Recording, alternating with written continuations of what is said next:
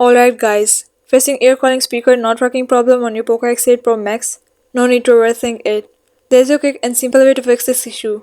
Stay with the steps you see on the screen and hear calls clearly without any hassle. If this helped you out, drop a like and subscribe for more quick fixes. Let's get into it.